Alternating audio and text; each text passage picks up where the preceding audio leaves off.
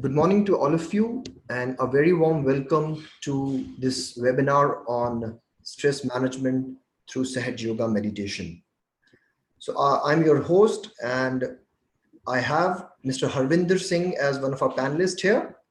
Mr. Harvinder Singh is the United Airlines country manager for India and has been practicing Sahaja Yoga for more than 10 years. He'll present us how Sahaja Yoga helps in work-life balance and stress management. This presentation is going to be followed by a meditation exercise on Sahaja Yoga, and we can have a Q&A after that. And for that, you can use your chat window.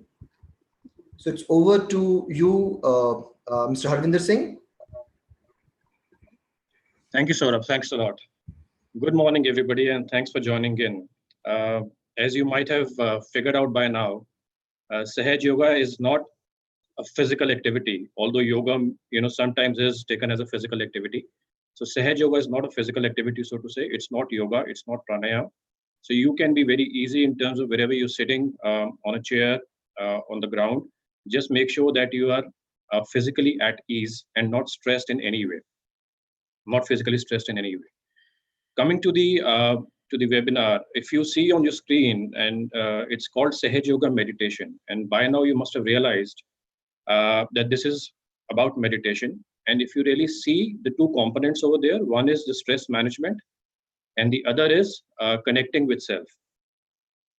So stress management is something which has been talked about in various forums, in various ways. And I've seen with a lot of my friends and peer group, people, do join a lot of classes and workshops to figure out how to manage their own stress. But I think we all are very clear in one way that stress will come. And definitely it's a symptom. It cannot be managed. So stress is a symptom of how we react to a certain situation. What we really have to manage is ourselves. How we react to a certain situation. Do we get stressed? And to what degree? And I think it's imminent to get stressed a little bit to a certain situation where we can't help it. But how really we manage ourselves is the ultimate objective. And that has to do mainly with the your inner transformation. And again, it could be sounding a very heavy word, but trust me, it's not. Transforming oneself is not a difficult task, because I've been practicing this meditation for the last 10 to 11 years now. I've seen a lot of change in myself, and that's why I'm in a position to kind of advocate sitting here in front of you that this is a meditation which really helps you to connect yourself. Again, connecting with self could be a word which is taken in different ways. So let me just give you first a little intro in terms of what Sahaja Yoga is all about, and then I'll talk about these two aspects going forward and explain you what this all means. So let's move forward with the slides. So if you see on your screen now, Sri Mataji Nirmala Devi is the founder of Sahaja Yoga. She's the founder of Sahaja Yoga. She was born in 1923 on March 21st, which is actually this day. Luckily, we are doing it on this day, so I feel very fortunate about it. This technique was developed in 1970. And she has traveled the world educating people about this technique. Today, a lot of people follow this in over 100 countries at this point of time. So this is widely accepted and widely used without any commercial angle to it. So you must have figured out now, whether for it's today's webinar session or going forward when you do attend any of the workshops as a follow-up session, there is no charge to it. You don't pay anything for this one. Simply because when you connect to yourself, there is a divine intervention in that. And for that, you're not supposed to pay. If you pay for something, that is not supposed to be real. Money cannot be a substitute or a means of connecting with divine. So if you can see the code at the bottom, you cannot know the meaning of your life until you are connected to the power that created you, connected with the power that created you. Now that power is there in all of us. Let us just move forward and I'll explain a little bit how it works. Now, this is how we are in our daily lives. if you look at the imbalances that are creating the stress, are basically the imbalances that we have inside us. So if I'm sitting here now talking to you, many of you are participating here. It could be a possibility that you may not be in present with me at this point of time. You could be thinking of future, you could be thinking of past, and that's a phenomena that happens almost every day with everybody. So you are hardly in the present state, and most of us are only thinking about the future in terms of what we're supposed to do, whether it's our career, it's our job, it's our daily work, or it's our family. And either or we are kind of too much caught up with our past in terms of what has really happened so far with us and all those things. So this is like a pendulum where we keep on moving, and it kind of keeps us away from where we are in the present. When we talk about the meditation, there are various versions of meditation, and it's a word which has been used um, very widely, and there has been different versions of meditation in terms of how it has been interpreted. And most of the interpretations are that you have to focus somewhere. So either you're focusing here, or you're focusing on your breathing, or you're focusing on anything else which you can't really do. And when I really ask you to focus on one thing, let's say if I ask you to focus on here or on your breathe, what really happens is that even if you're not supposed to think, you can't start thinking. So there are thoughts that keep bombarding you all the time. The actual state of meditation is, if you really look at the bottom, and I'm sure you can see the cursor here, uh, there are two thought waves, and the state between the two thoughts, so the gap between the two thoughts, is actually the state of meditation. And we call it thoughtless awareness, which really means is that you're not thinking, which doesn't mean that you're dumb, which doesn't mean that you're not aware of what's happening around you. There are no thoughts bombarding you at that particular time, but you're aware of your surroundings, you're aware of what's happening with you, and you're aware of your work and everything that you're supposed to be aware of. Just that awareness is not disturbing you, and you're still in a state which is a meditative state. That is the actual meditation. Now, when we talk of this should happen on its own. Uh, as I mentioned earlier, that you're not supposed to be focusing on something. You should not be forcing yourself to focus on something to be meditative. It should happen on your own. To give you an analogy or an example, you don't plan to breathe in the morning. It happens on its own, right? You don't plan uh, to make your heart function in a certain way. It happens on its own. That's because it's a living activity, and so is the meditation, and so is our inner self. Let's come to the second, other part of it, so you can understand that better. So what is self? I know earlier I mentioned we keep talking about in different ways about self. You see a chain here, which I've shown here in the slide. It really means that we are so attached to our daily activities, our daily work, whether it's office, and it goes for all of us, including me. It involves us to a certain degree that we at times really want to escape from it. And how do we escape? We try to detach ourselves. So this is what detachment is all about. We keep thinking in terms of what is bothering us all the time, is always dominating our thought process, and really we are struggling with that, and then we really want to detach with ourselves, with that situation. And then when we do that, what we understand is that you should detach yourself with everything else, and then kind of attach or stay with yourself, if you know what I mean. Let me just repeat it. You are struggling with the situation, you are under stress, and you want to detach with that, and then you want to stay with yourself. And many of us, what we really do to get into this kind of phenomena is we get away. We take holidays, we go on vacation, we go on hills, seaside, we read, whatever we do, but we want to detach from the current situation, and we feel that this way we are connected to ourselves. But without the understanding of what self is all about, it's a futile exercise. Why? Because the moment we are out of that situation, the moment the vacation is over, that we are back, the same situation takes over, and we are again stressed. So what happens? Let's look at what do we think self is. When I talk to a lot of people during my sessions, and it also is true when I started this practicing this meditation before that, there are various versions of self. So one is that how you're perceived. So let's say there's a perception that you have about yourself. What am I? You could be various things at various points in a day. You could be a father. You could be an employee. You could be working in an office as a boss or whatever it is. And at various points in a day, we think that this is what we are. This is your perception about yourself. The other situation is that you start relating to yourself to a situation. So in a particular situation, you think, again, that situation defines you as what you are. But that's not the true self, because that situation changes and your perception about yourself keeps changing. So that is not the true self. This is a myth. If you think that you are something or what people tell you are, that is not exactly self. Before I come to that point, let me just look at, before I come to the point what self is all about, let's just look at this chart. I know it looks very busy, but it's a very simple chart. It is a subtle body. It is a subtle system. So if anybody is a doctor or has an understanding of the medical science, or even a layman has a basic understanding of what what is the actual system all about. So we know our body, we know our system, we know there's a functionality of heart, liver, kidney, lungs, and everything else.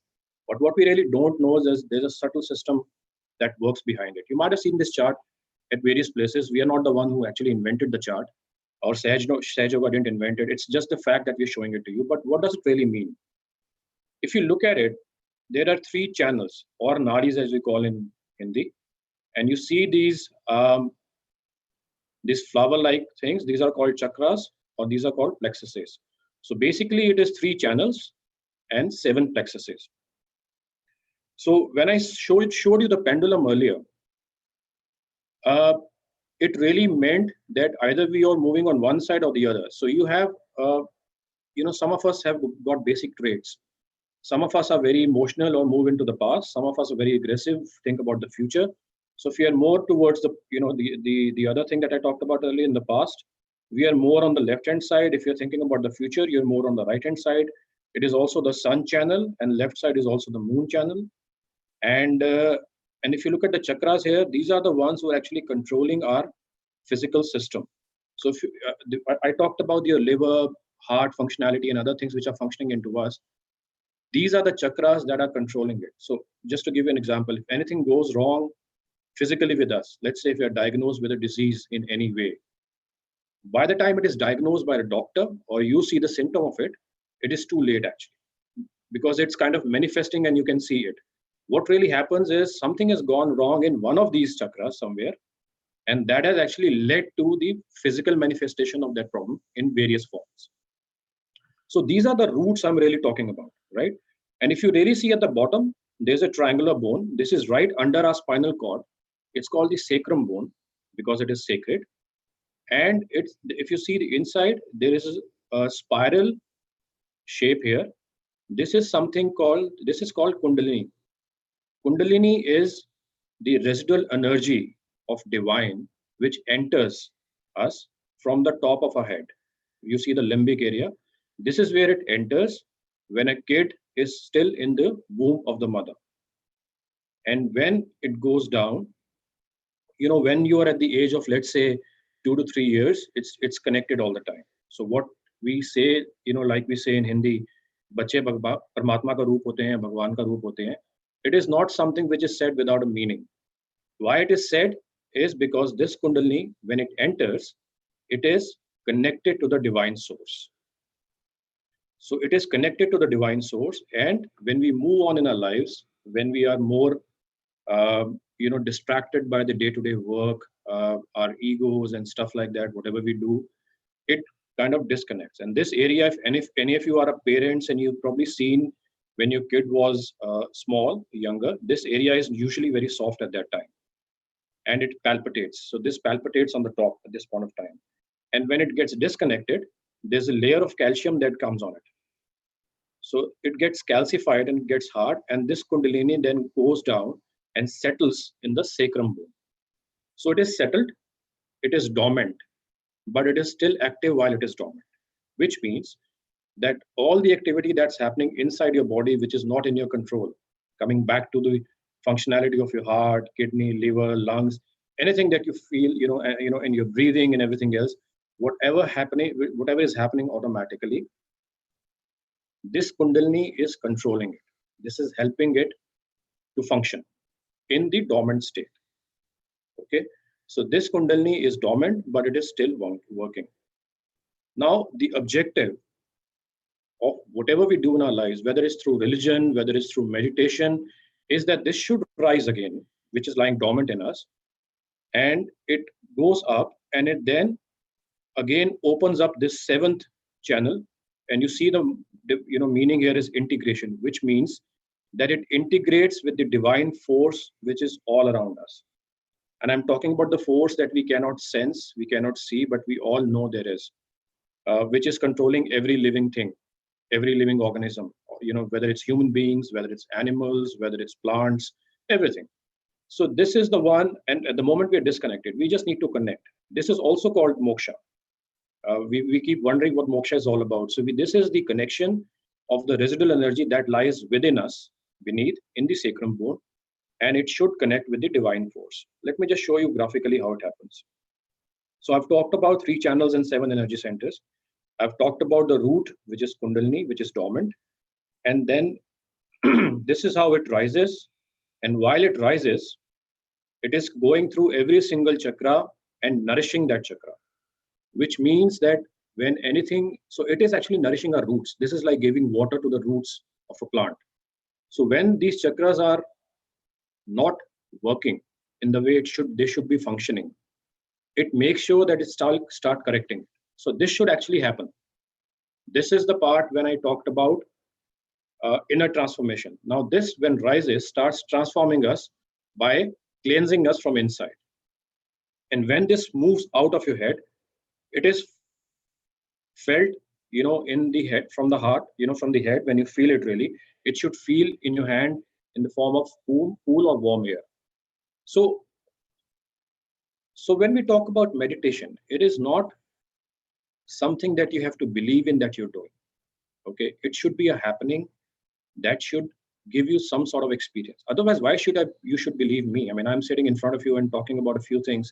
You should not be taking me on the face value. There is something that should happen inside you that should tell you that yes, the divine force inside you is connected. It's like making a phone call. I mean, if you're not connected to the other side, there is no reason for you to believe that you are connected. This is something similar. It's a small analogy, but that's how it really functions.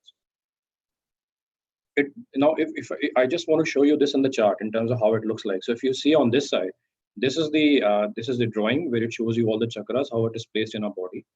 On this side, this is like a sacrum bone. This is how it looks like. It's like an elephant's face and trunk, and it is representing Shri Ganesha in us, and that's how Shri Ganesha is, is representing the auspiciousness, the innocence, and that's how when we start anything new in our lives, we start with taking Shri Ganesha's name, because there is the auspiciousness, and Shri Ganesha is the one who is looking after this residual energy inside us in the form of this sacrum bone. This is, of course, as you can easily see, this is our the vertebra, the backbone, and this is where it lies, sacrum. So this is all about theory in terms of what we have discussed. I think the important part, as I've been talking about so far, is that you should be able to experience it. If you have not experienced anything about meditation, anything about divine energy, whatever I've spoken in last 15 or 20 odd minutes, it doesn't carry any meaning. Whatever somebody teaches you in various ways, the workshops that we have attended, when I was kind of looking at various forms of meditation, it was a very frustrating experience for me, because I used to go to various places. People do call themselves various types of gurus and everything else. I've attended those sessions, I've paid for the workshops, but trust me, nothing works. End of the day, when you come back, you are stuck with the same situation. Your mental state doesn't change. It comes back to the same point, and you're back to point zero, then looking for another alternative to work on yourself. So there is something that should happen inside you. The next slide, now we come to the experience part of it. Let's experience it. So there are 3 or 4 things that you have to do. They are very simple things. I'll tell you what this is all about. Physically, we know what we are. So if you hold a position or a title in a company, that's what you are. And then you assume that title, that I am this and I am that and I am the CEO or I am the regional manager and so on and so forth. You assume that position and then you are widely accepted like that. So you're offered that position, you assume that position, and then you're accepted on that position. If you look at the first thing, this is what is about assuming your position as the spirit. Now, the body is a constitution of 5 elements. We all know that, right? And the spirit, then when it moves out, body is nothing. It just lies there. The 5 elements lie there, and eventually they go and merge with the 5 elements, and then there's nothing remains. So in first case, what we say is, I am the spirit. And if you look at the chart here, let me just go back quickly to the chart. You see, there's a flame here. This represents the spirit in your heart. So when you sit here and put your right hand on your heart, and you say, I am the spirit, you are kind of interacting with the divine force and you're assuming your position as the spirit. That's the first thing you do. First, you understand it, and then I'll make you do it in the next slide. It's very easy. The other important thing is you keep your right hand on the left side between your, on your neck, so between your head and your shoulders, and you tilt your head, your face towards the right side. And here you say, I am not guilty. And why do we keep these hands on these parts of the body? Because there are the plexuses that I talked about, chakras. These chakras, our right hand is actually we're putting those hands on the chakras and we are working on it. Okay. And then this will turn into the experience that I talked about. But let's do this first, and then you see how it happens. Then the other important part, the third part, is the forgiveness. Now, trust me, this is a very important part. It was difficult for me in the start. It could be difficult for many of you who are actually sitting there, because I've spoken to many people. Everybody is kind of impacted by something or the other in life. We've been treated in a certain way with, whether it's friends, parents, colleagues, peers, or whatever it is, and somehow it tends to stick to us. We're not able to forgive. So forgiveness is a very important function that we have to do, because if you are on the path of divine, you cannot carry that baggage with you of not forgiving anything. So it is very important for you to forgive. And why we keep our hand here is because this one is Agya Chakra. And Agya Chakra, the energy that lies here is of Lord Jesus Christ. And as you know, when he was crucified, even on the cross, he said, I forgive all these people because they don't know what they're doing. So he was the epitome of forgiveness. And when we connect to divine, this becomes our door before it really comes out of here. So we have to open this door when we say, I forgive everybody. And even if you don't forgive, there is hardly anything that you can do. Nothing is in your hands. So you really need to, as you're assuming your position in the spirit, as a spirit, you have to also assume that you have to forgive everybody. It could be a slow exercise, but don't worry. I'm not asking you to do it right away and then just suddenly transform yourself and it's a magic. I know it is not. But try to do that without thinking about anybody. Just say, generally, I forgive everybody. In any case, in the first say, you said, I'm not guilty, which means you forgive yourself as well. So in the second say, I'm not guilty, which means you forgive yourself. And in the third graphic here, you say, I forgive everybody, which also includes yourself, which means you're not guilty, because God and divine, or divine, whatever you may call, is again the epitome of forgiveness. I mean, whatever we may do in our lives, there is nothing that cannot be forgiven. So it's like giving yourself a new birth. The fourth part is when you ask divine for forgiveness. So you might be still feeling guilty, saying that I've done this much and I'm not worthy of getting this, and I've been so bad to so many people, and various instances you might feel at certain stage in your life. It is important that you ask divine that whatever I've committed, and you keep your hand on your neck, on your head, like this, back of your head, and move it upwards a little bit. And here you say, oh divine mother, please forgive me for any mistakes that I might have committed knowingly or unknowingly. So that is what you have to do here. And the final part is very, very simple. You keep your hand, stretch your fingers a little bit, the palm on the top of your head, which is the door which I talked about earlier, which is closed. here you ask for your self-realization. Now, self, as I said earlier, what is self? Self is actually your spirit. So you are nothing without your spirit. Self is not your body. Self is not your title. Self is not your position. Self is not your perception. Self is not a situation. Self is your spirit, which lies here. So when you say I'm the spirit, in the first part here, in the final part, you need to realize yourself, which means that you need to feel yourself as a spirit. That is the final thing. So you keep your hand here and then you ask Mother, Mother, please give me my self-realization. That is the final thing. Now, I go to the next chart. I just want to say a couple of more things here. Very, very important. One is that everything that we do in our lives, let's say we are a scientist, you might be in different professions or whatever it is. You might have been influenced by somebody, or you might be, you might be idolizing somebody for your career or in various phases of life.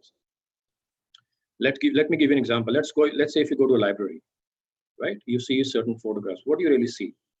You might see Mahatma Gandhi's photograph. Let's say if you go to a laboratory, a science laboratory, you might see Einstein over there. Maybe on your desk in the office, there's a photograph of your parents, of your kids. They're lying there. Why do we have these? In our system, let's say if we have the photograph of the parents, it triggers off emotions. It triggers off some thoughts, and it makes us feel good. It's all about our heart, right? And we can feel that. And that's why when we look at the photograph of the people we love, we smile. So it triggers off something inside us. Similarly, if you are inspired by somebody, let's say Mahatma Gandhi or anybody else, you look at their photograph, they influence your mind, and you want to be like them. And somewhere along the path, you follow that, right? Now, the Kundalini that I talked about inside you has also to be triggered. The situation today is that you don't know your Kundalini. You haven't experienced it as yet. What triggers it is the photograph of Shri Mataji Nirmala Devi. Again, you don't have to believe me why I'm saying it, because I've been doing it for the last 10, 11 years. There's a reason why I do it and why I believe into it. You don't have to believe me. It's a part of the experience. But trust me, there is something inside this photograph that triggers, that's a catalyst for your Kundalini. You may not recognize it. The Kundalini power recognizes it. So whenever we say these affirmations and we ask for a self-realization, we address Shri Mataji. You can call her Shri Mataji, you can call her Mother, whatever you may like call it, because I think going in the future, if you really start to practice it, once you do it, you will really know the actual meaning of this photograph. But to start with now, all you have to do is that ask her. That's number one. Number two, you need to do this with your complete desire. It is the webinar which we have conducted. It's not a professional webinar that we usually conduct. It is something all about your spirit. So if you don't achieve your spirit, if you don't achieve the spirituality through this webinar, it carries no meaning. It's not a conversation between you and me. It's not, I'm not trying to preach you something. So all you need is your pure desire. If you don't do it with your desire, nobody can force it upon you. No talks, no workshops, nothing can happen. So whenever you say this, make sure that you have your desire to do this. Please make sure that you really want it. So that is the important criteria that you have to keep in mind. So let's start the experience part. All I want you to do is sit comfortably on your chair, so wherever you're sitting. Keep your both hands on your lap, okay? You should not be discomforted in any way. You should be comfortable. Keep your both hands in your lap, and let's do the first affirmation. Look at the first one, where you keep your right hand on your heart, and you can see the photograph of Mother in front of you, and just say, Shri Mataji.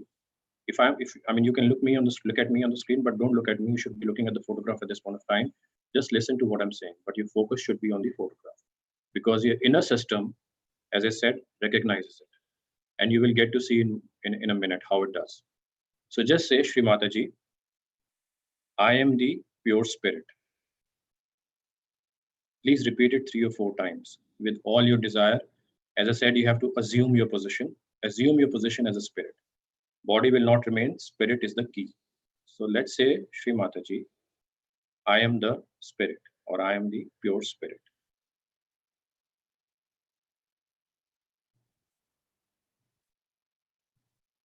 We will spend just a few seconds after every affirmation that we say because we need to let the system work on its own. So we'll just give it about a few seconds when we say these affirmations. I am the pure spirit with all your heart.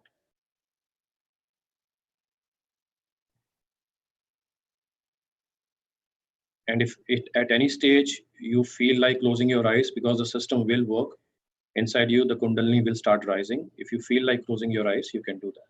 If not, you can look at the photograph. Now the second step, your right hand, everything will be done with your right hand. Left hand will remain on the lap here, as it's shown in the chart. And tilt and you move your head towards the right side a little bit. And here you say, Shri Mataji or Mother, I am not guilty. You can say in any language. You don't have to say in English or whatever it is. If you want to say in Hindi, just say मैं दोषी नहीं हूँ. मैंने कोई दोष नहीं किया है. This is again assuming that divine will forgive you for what you have done. We should not be carrying any baggage with us, whether it's our own guilt or whether it's anybody else's. So just say, I am not guilty.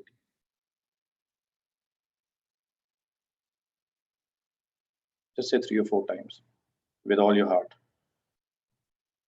And please start believing in what you say. Just saying for the heck of it doesn't mean anything. Just start believing in that I am the spirit and I am not guilty.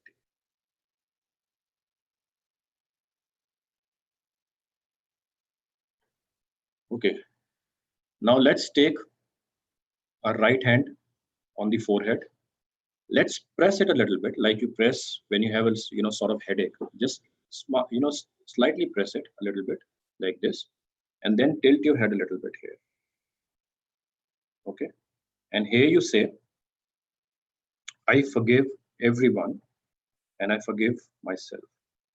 As I said earlier, don't think about what somebody else has done to you. Nothing is so bad that it cannot be forgiven by you.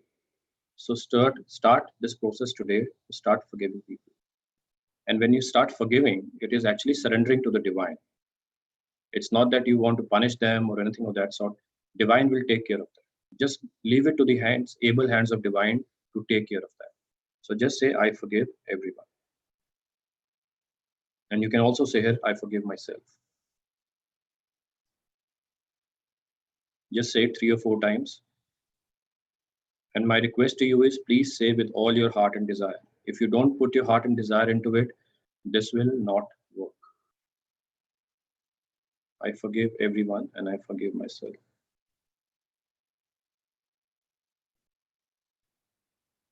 Now let's slowly take our right hand at the back of our head and look upwards a little bit here. And then here we ask for forgiveness from the divine. And we say, Oh Mother, please forgive me for anything bad or anything unworthy or anything against divine that I might have done knowingly or unknowingly. अगर मैंने कुछ भी गलत काम किया है, which is not approved by the divine, by you, please forgive me for that. These are the affirmations which are very, very important for you, because here you show your intent and desire to the divine that you really want to work or move in that direction where you want to experience yourself. So these affirmations are not just words or sentences. These are very important. That's why it should come from your heart. Please forgive me for whatever I've done, knowingly or unknowingly. And now slowly we take our hand on top of our head. This is what we call a 7th chakra. This is called the Sahasrara or the limbic area. This is where the path to divine, the path to connection or integration with divine should happen. Very, very important. Open your hand, stretch your fingers a little bit. Your palm should be right on top of your head, here. and press it a little bit, not much. Should not be uncomfortable in any way. Just press it a little bit here. And here you ask for your self realization. As I said earlier, self realization means connecting to yourself, which is your spirit. That is the most important part. You're looking at your spirit, you haven't felt it so far, there's a spirit inside, but it's the moment of truth where you need to connect with your spirit and you need to feel it, not just mere words. So, with all your heart and desire, please look at Shri Mataji's photograph and pray, Shri Mataji or Mother, whatever you want to tell her. As I told you, she's the catalyst. She's the one who triggers this Kundalini to come out of your head and then connect it to yourself. So please pray, please ask with all your heart, Shri Mataji, please give me my self realization. If you really want to say in Hindi, you can say, Shri Mataji, कृपया मुझे मेरा आत्म साक्षात्कार दीजिए. आत्मा is आत्मा, साक्षात्कार मतलब दर्शन या आत्मा से मिलवाइए. Words don't matter, the desire, how you say it matters. Shri Mataji, please give me my self realization. Ask for it as you really want it. If you're really thirsty, you will ask for water. You should have that kind of passion to ask for it, that I really need it, because if you're tired of stress, if you're tired of daily activities, you need this. Shri Mataji, please give me my self realization. Say 3 or 4 times with all your heart. Mother, please give me my self realization.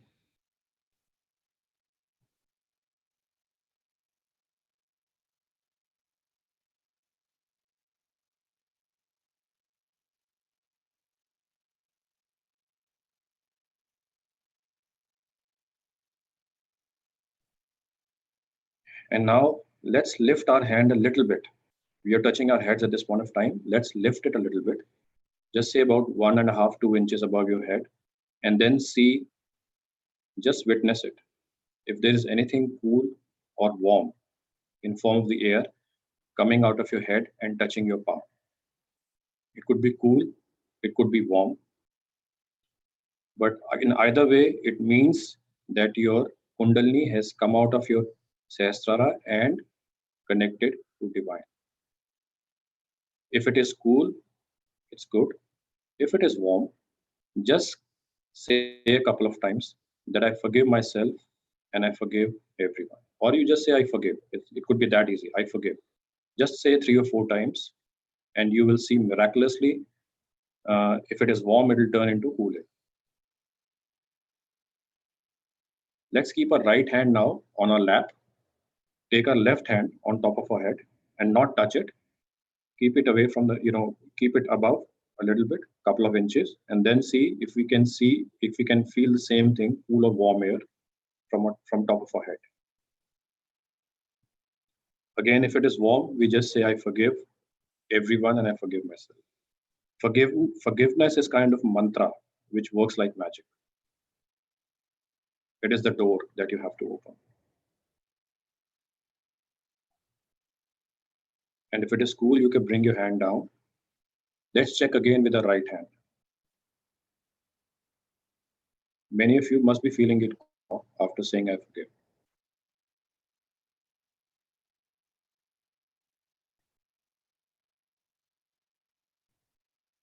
Good. So if you felt it, I think this is the first experience that I congratulate everybody, whoever is there. This is the first experience of experiencing your spirit. Okay. Let me just do one thing. Let me just take you to the next slide and let's see a very short video where Shri Mataji herself has talked about this. It is very interesting. Have a look at it and you will know what really it means. And, looking at her and listening from her is completely different experience. My suggestion to you is when you look at this video, keep your both hands on your lap because your hands have the sensitivity to feel, whatever you felt in your hands now, they have the sensitivity to feel your spirit once your Kundalini crosses your Sahasrara. So let's have a look at the video and then see, how it, and just witness how it impacts you and your body.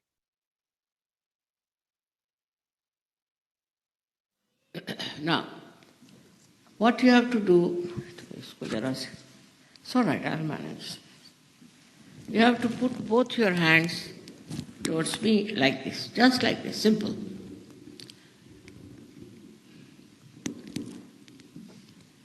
Just like this.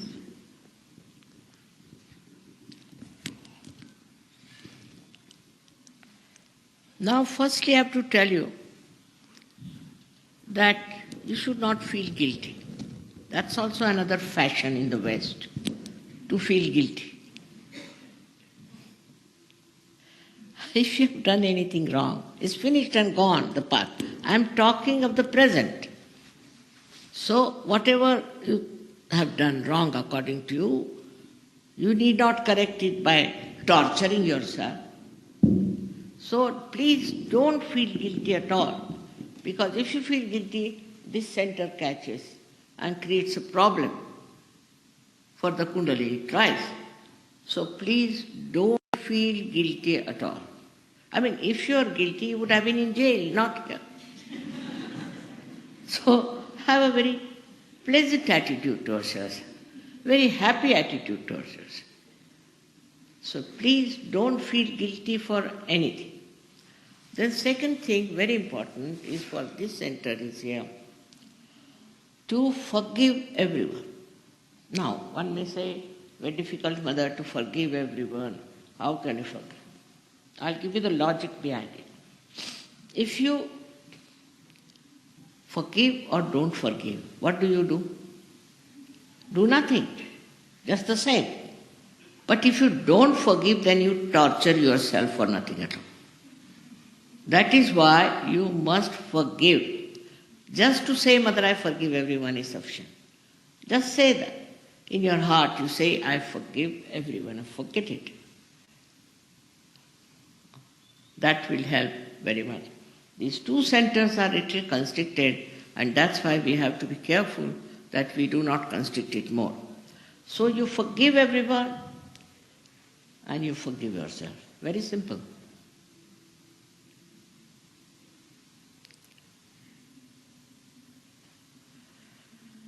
Now your hands are like this.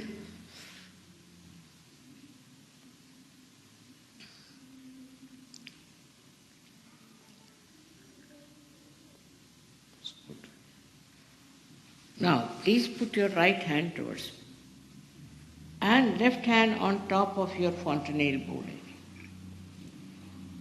And see for yourself if there's a cool or a hot breeze is coming out of your head.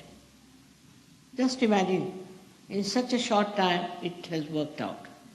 So see for yourself if there's a cool or a hot breeze coming out of your fontanelle bone area, which was the soft bone in your child. Please try with the left hand. Put the right hand towards me. You can move your hand up and down on the sides. And do not say it is there if it is not there. Please. We have not to cheat ourselves, but we have to be honest. Now, please bend your head and see. You bend your head and see yourself if there's a cool or a hot breeze coming out of your fontanelle bone. Now, put your left hand towards me like this. And with the right hand, you see now, if there's a cool or a hot breeze coming out of your fontanelle bone area. It is hot because you have not yet forgiven. You have to forgive yourself and you have to forgive others. Because of that, it is still hot. Bend your head and see for yourself.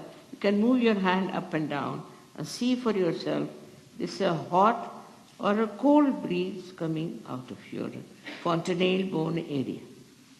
Now, please put your right hand towards you. Again, and with the left hand, you see if there's a cold or hot breeze coming out of your fontanelle bone area. Just see once.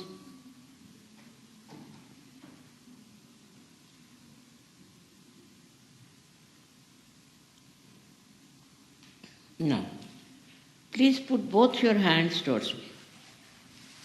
Just like this. Because I told you the sympathetic is here. It has to work through sympathetic.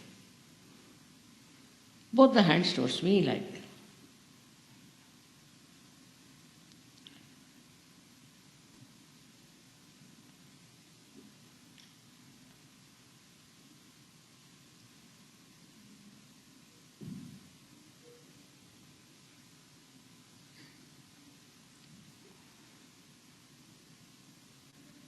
Now just see, please see that there's a cool or a hot breeze coming on your palm or maybe through your fingers. Just see.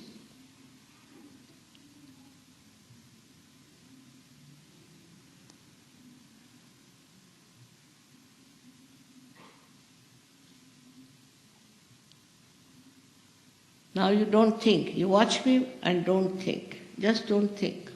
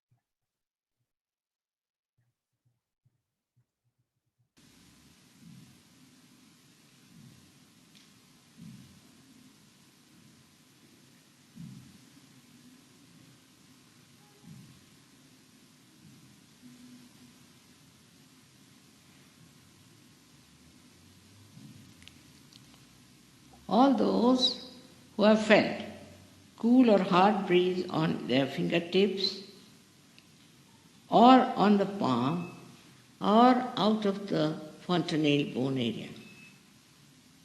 Please raise both your hands. That's it. May God bless you all. May God bless you. It's great. Some people didn't feel, very few, all right? But we'll see what's the matter, why they didn't feel. They will. No doubt, every one of you should get it. Very few didn't feel it. I'm very much thankful to you. I look forward to Berkeley people to work it out. Because you have a special position as seekers here, and it should help the whole world. So may God bless you.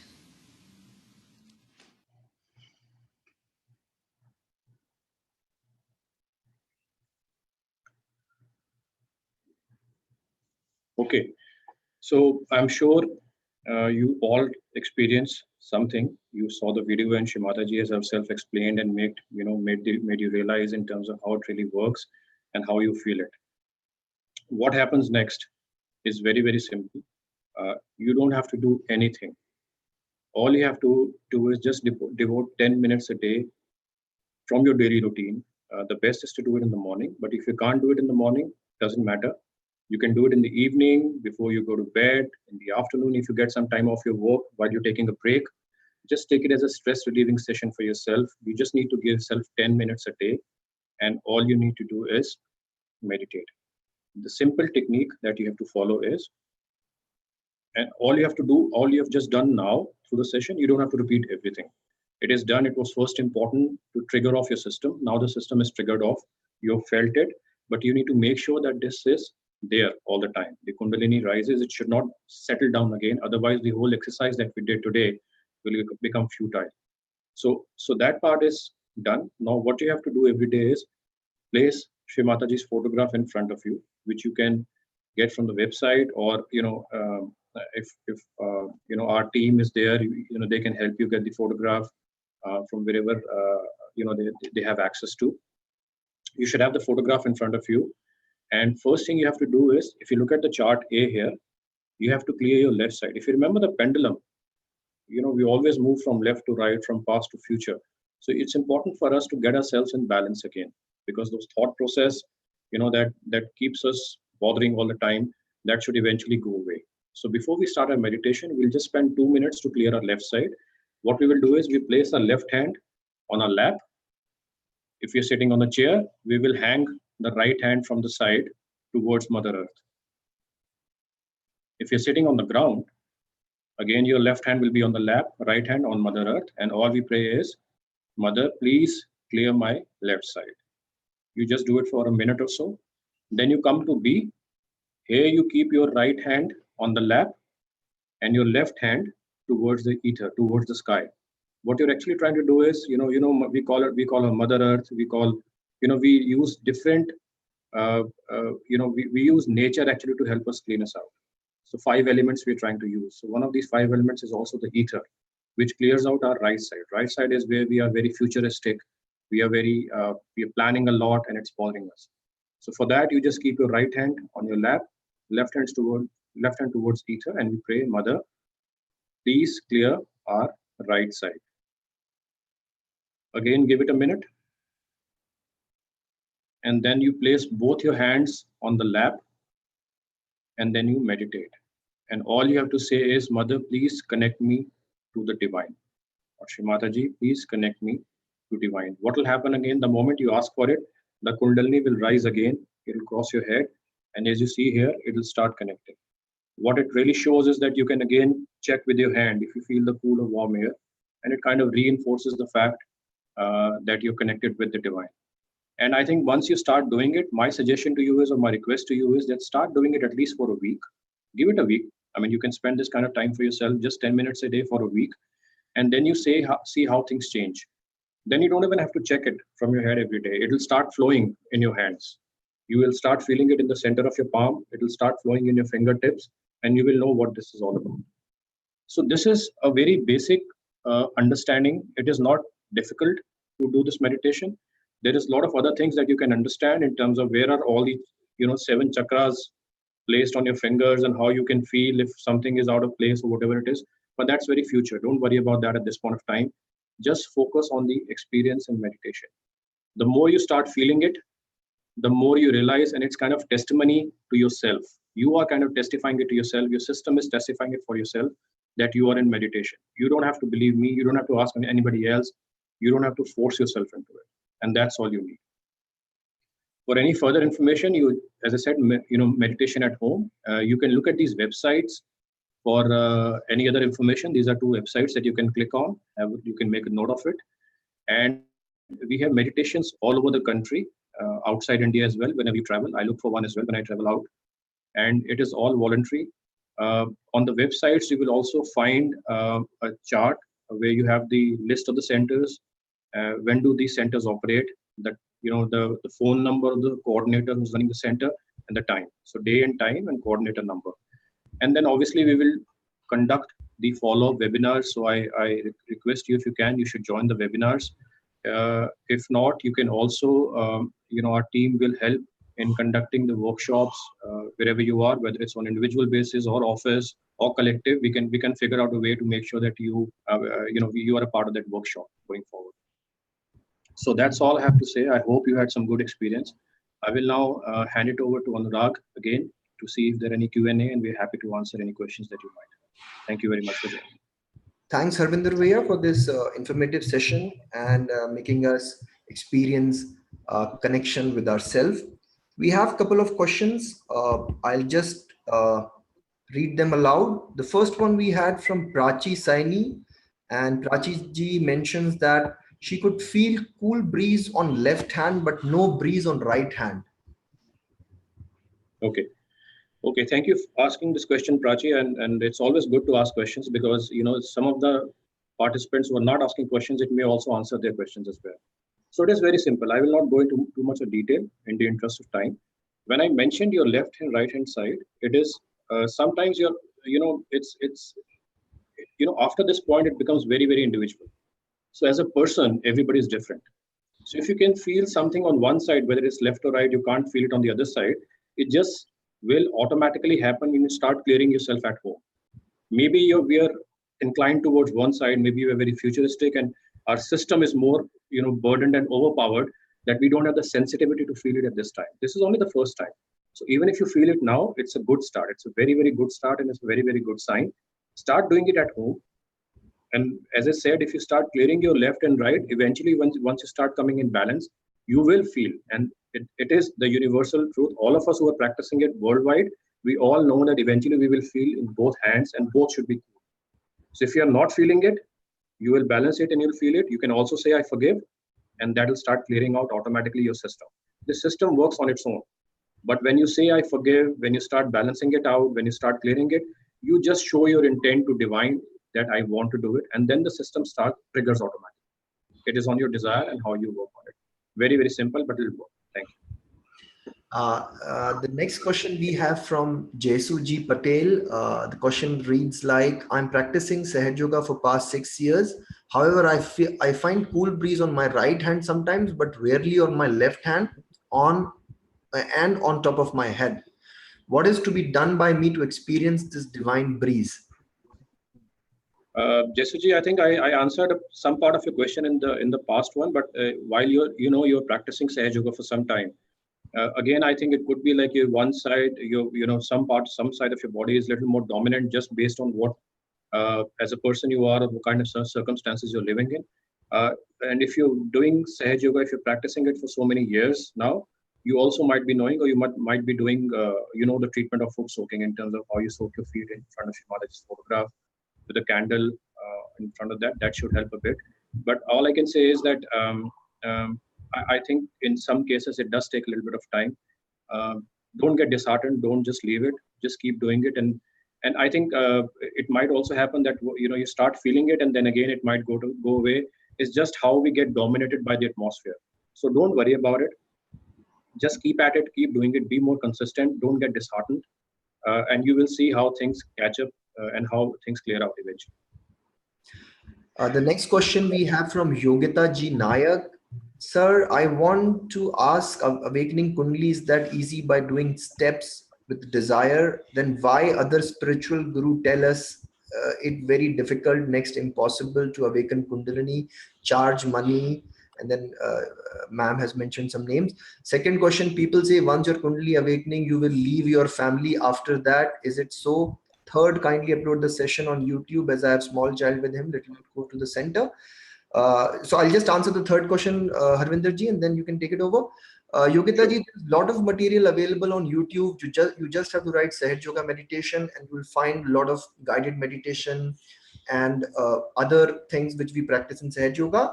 But yes, this session will also be available on the YouTube. It's anyway going on live on YouTube, and we'll share the link for the same in our email. Harvinder ji, can you please take the first two questions? Yes. So, Yogita ji, I think, as I said earlier, there are various places, and I myself has been, it's a part of your seeking. So when you go to various places, you try to figure out, how this thing works, and people have different versions of it. So people who call themselves guru, I would not name them. There are plenty of them around. It's a commercial business, and that's why they charge for it. Let's remember one thing, which I said earlier. Kundalini is the residual power of divine, and divine doesn't know any money. It is available with you. It is at your disposal. It all needs is your desire. What has been done in the past by various, let's say, avatars or various deities who came in, and they're all placed on our chakras. So whether it's Sri Krishna, whether it's Jesus Christ, whether it's Guru Nanak Ji, whether it's Muhammad Sahib, everybody is placed on our chakras, and they are working on our system all the time. Their job was not to come and write scriptures for us to read. They're actually live working within us. So, this energy reacts to your desire. Kundalini is the energy of divine which reacts to your desire. And it is simple. And all of them who came in the past, they prepared us for today. It is supposed to happen today in this time. And so we are one of the lucky ones who face this, who have actually got the opportunity to get this done. Please get it out of your head. It is difficult. Kundalini is like your own mother. When she rises, she looks after you. She nurtures you. She nurtures your chakras. She looks after your subtle system completely. You can completely surrender yourself to Kundalini. It is not a painful exercise. No mother will cause any pain to the child, any pain to the kid. So she will not do anything of that sort. And you're not supposed to pay for it. And the second question was about paying or leaving your families. That will not happen. I have not left my family. Anybody who's practicing not left their families. You don't have to change anything in your lifestyle. We work, we do our daily jobs, we look after your families, you do whatever you want to do. The things which are not good for your spirituality will eventually fizzle out. Just give it some time. I'm not saying do this and don't that. There is no do's and don'ts. What things which are not supposed to be done, you will get to know that it will start affecting your, the cool and warm air, we call it vibrations. People call vibrations various things. I'm feeling good vibes. What is good vibes? There is no good vibes.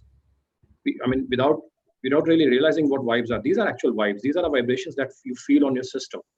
And once you're not doing something right, your vibrations will start to fizzle out. They'll start to fade out. And you will know I'm not supposed to do. And that's for the future. But don't worry about this. You don't have to leave anything and you don't have to pay anything. Just keep doing it, practice it at home, and try to attend the center at least once a week. There is a collective meditation. And when you do it collectively, the impact is much larger and you'll see your growth, your evolution, your spiritual growth. It will be visible to you much clearer. And Yogita ji, one thing, Shri Mataji herself led a very family life. She has been great grandmother too. So nothing of that sort. And you have asked one more question, which is, after awakening, what is difference we will find in ourselves?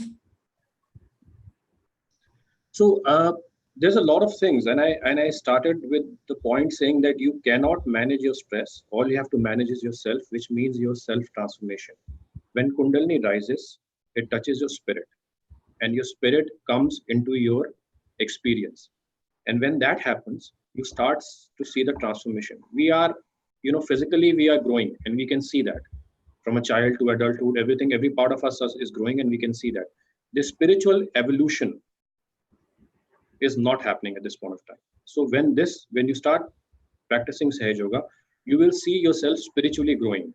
And if I really can move a step forward, you must have seen in various photographs, of the spiritual leaders who are the real spiritual people. You must have seen the aura, which is behind somewhere. This is actually real. What it really means is that as you grow, as you cleanse from inside, as you evolve in spirituality, your aura grows, which means that even if there is something that's going to cause you something bad, or the stress or anything negative that's going to touch you in any way, will be, the impact will be milder initially, and then you will start feeling that eventually, you're able to get through those situations very, very easily. That will not impact you. So these are some of the signs which you can look for, and I'm sure once you start doing this, you will see that happening. But the ultimate is that you should make sure that, and you should not do it for this, that if I'm not well, I should do Sahaja Yoga. If I have a problem, I should do Sahaja Yoga. That's not the aim. You should aim to connect with divine, and the mother is there, and you have to ask for it, and how you have to do it. You have to do it, and then rest she looks after you. And then all the issues that are coming in your life that you're facing, and it's my personal experience that I'm saying, I can vouch for it, for anybody, you will see things settling down in your life in very different ways, and you'll see your life will be much more. So that's it, Ravinderji. We have answered all the questions. Once again, thanks to all of you for joining us for this session. And we hope to see all of you soon in our Sahaja Yoga centers across the country. Thank you, everybody. So I'll be ending the session now. Thank you, everybody.